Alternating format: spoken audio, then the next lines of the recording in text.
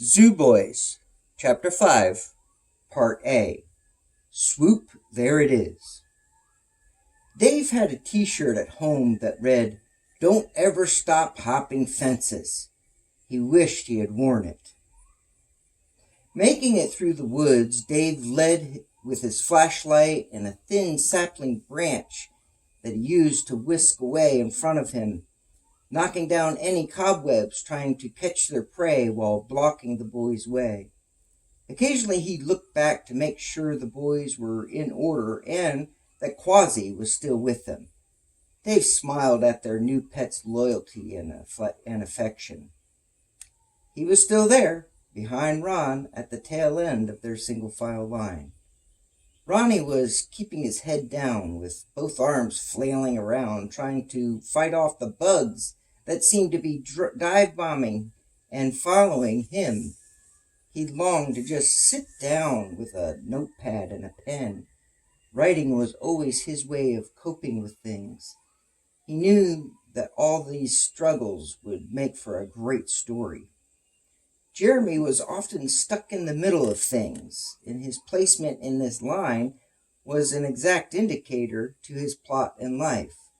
He was in front of Quasi and Ron, but behind Dave and John. Regardless of his placement, his imagination was running wild as he obsessed over thoughts of hidden tunnels below the island's surface.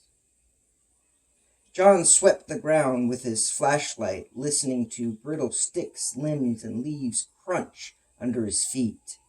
Several times he would push a few branches out of his way, then let them go, causing them to hit Jeremy, who was just close enough behind him to suffer the consequences.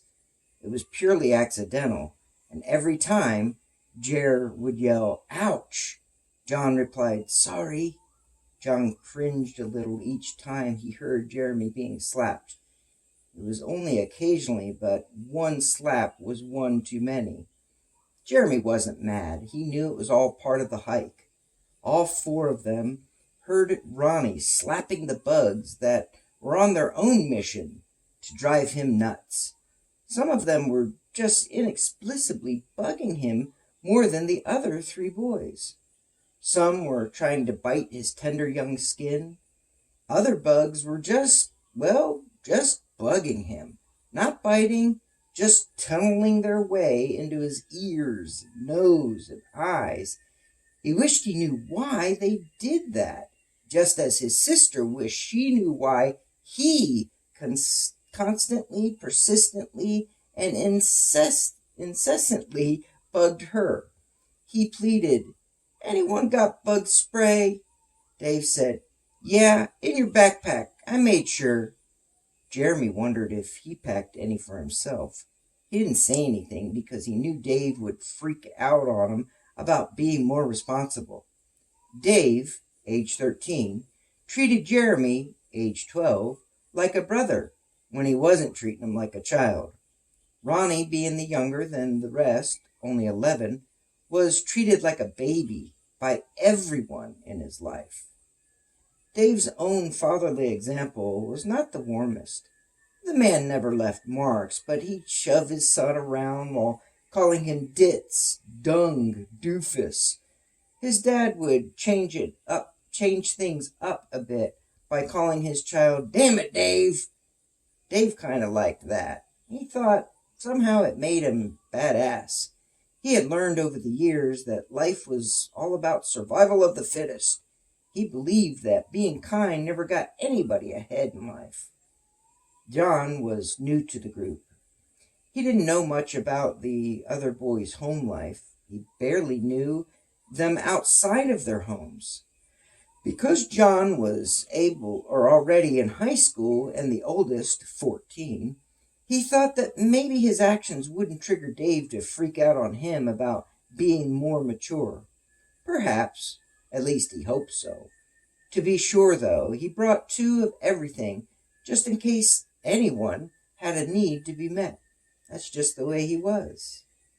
As the boys walked, each of them considered who they were and what they had to offer the group as a whole. They all sized themselves up and evaluated themselves differently from each other. But overall, they came to grips with what part they played. They were clearing their minds just as they cleared the woods, making their own path. Once they were all on the beach and out of the thicket, the mockingbird sound effect began again.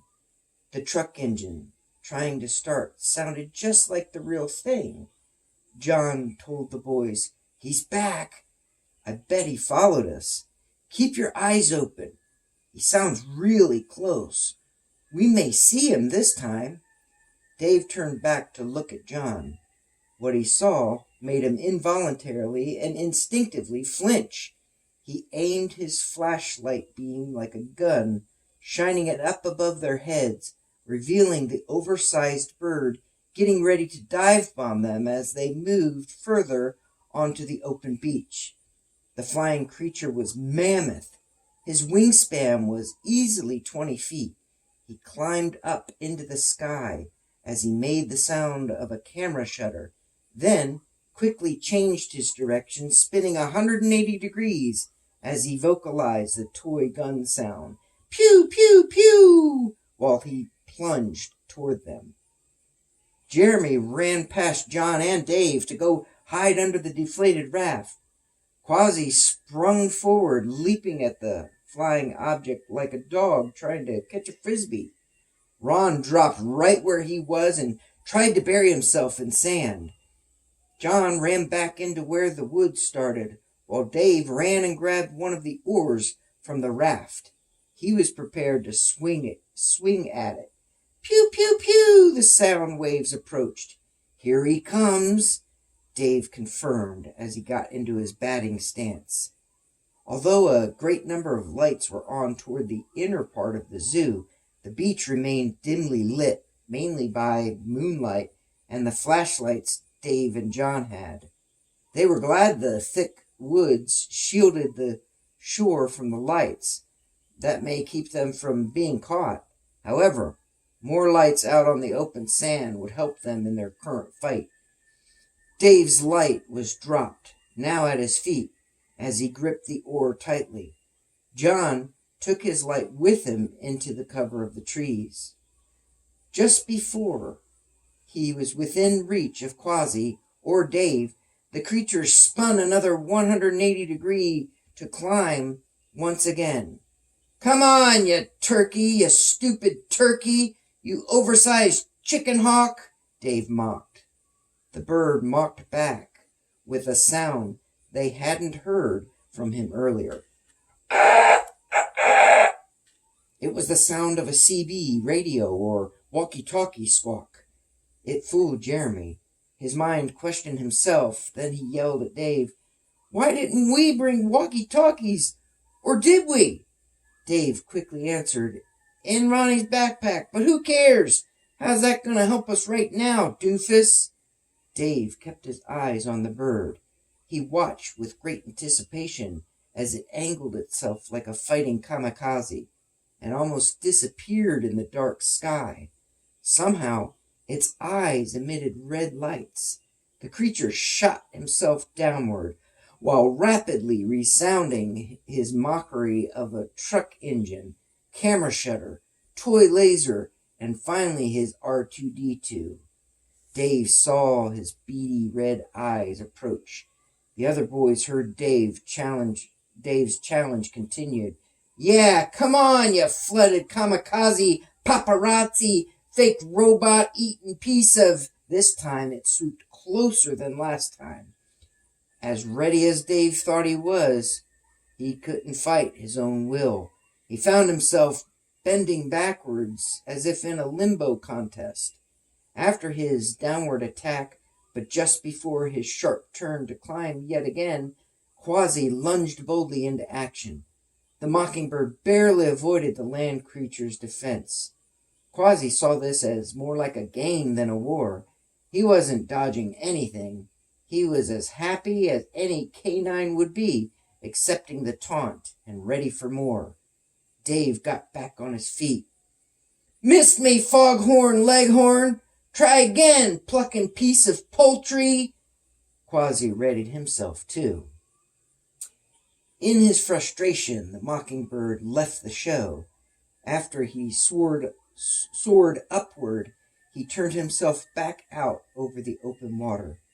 Dave started a victory dance while jumping into a sing-song tease. You missed, you dumbass missed. You tried to eat me, then once you meet me, you can't defeat me. You missed, you dumbass missed. Dave continued his speech to the bird. Yeah, you better fly away.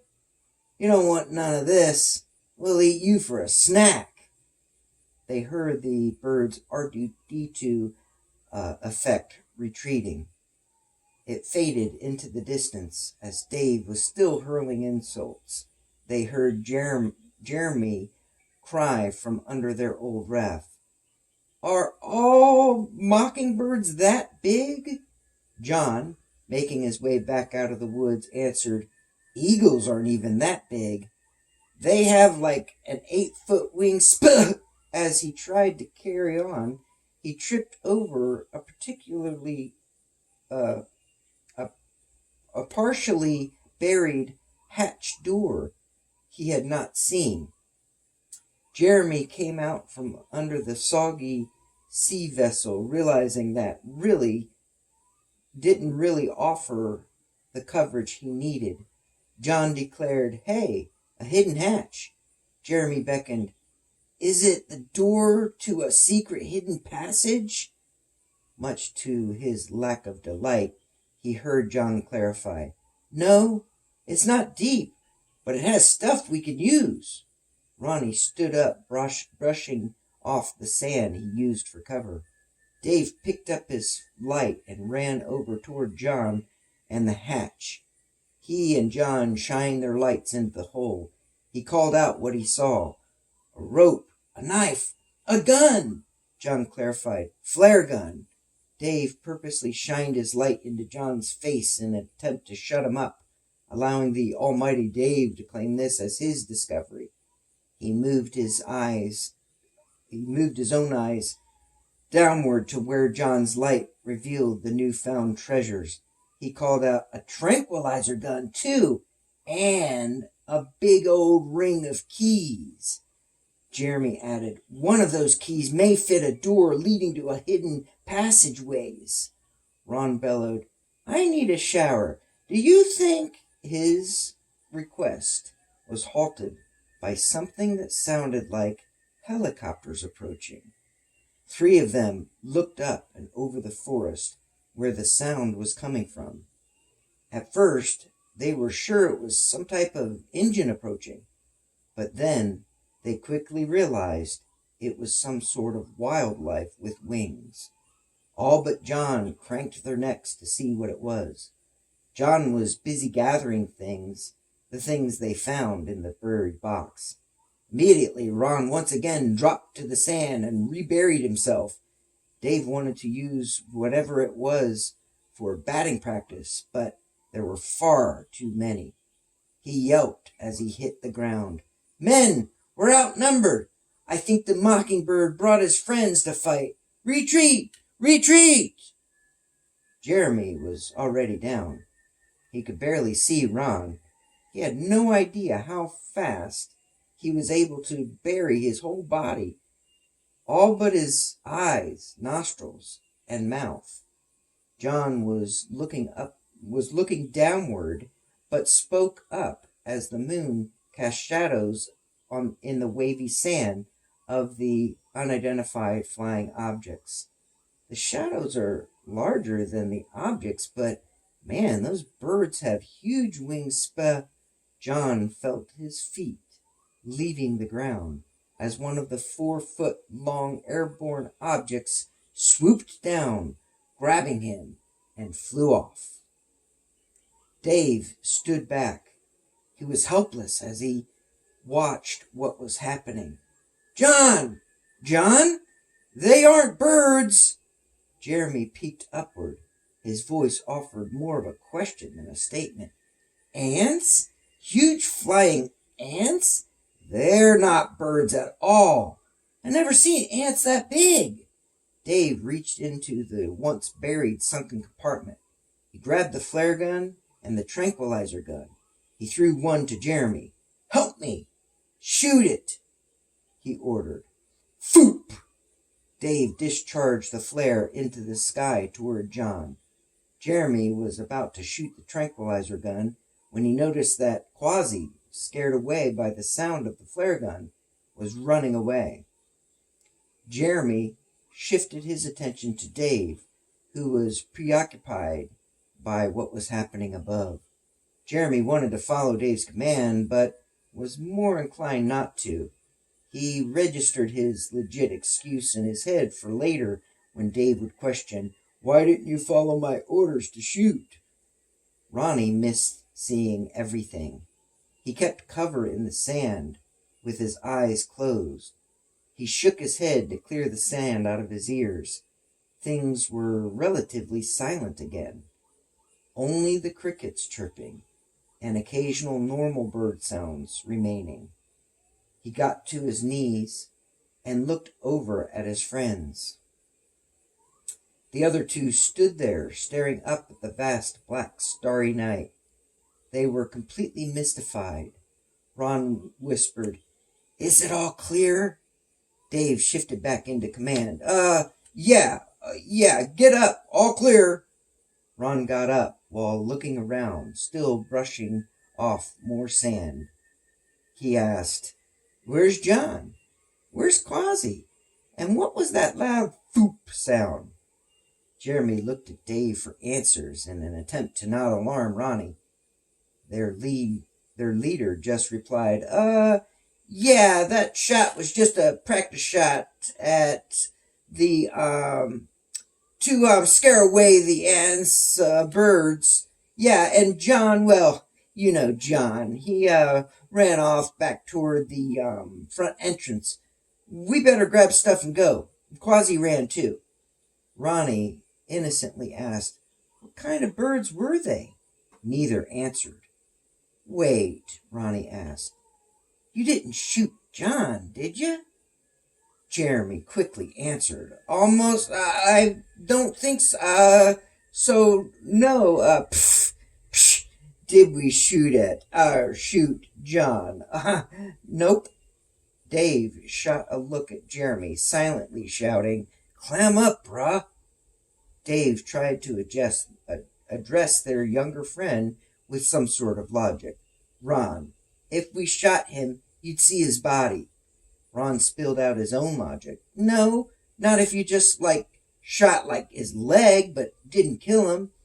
He could have just still run with, a shot As he tried to gather his things from the abandoned raft, Dave lost his composure. "Stop! Shut it! No, we didn't shoot Dave. We know we didn't for sure. We just shot... shoot. We were shooting at the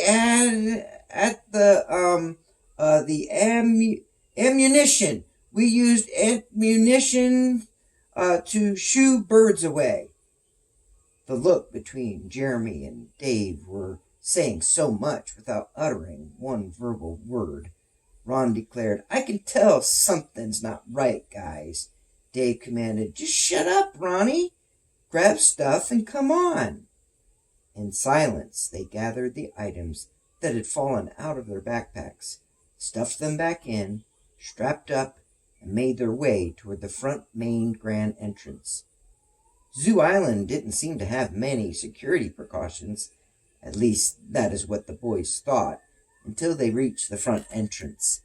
Dave, Ronald, and Jeremiah looked at the fence in front of the entrance way to the zoo. For a few seconds, they just stood there looking at it. Dave was in the middle. He shined his light straight up forward, then up and down vertically. Ronnie was on Dave's right. He shined his light horizontally to the right, while Jeremy swept his to the left. Dave confirmed, "Well, We did it before, dogs. Let's do it again. It's the end of Chapter 5, Part A.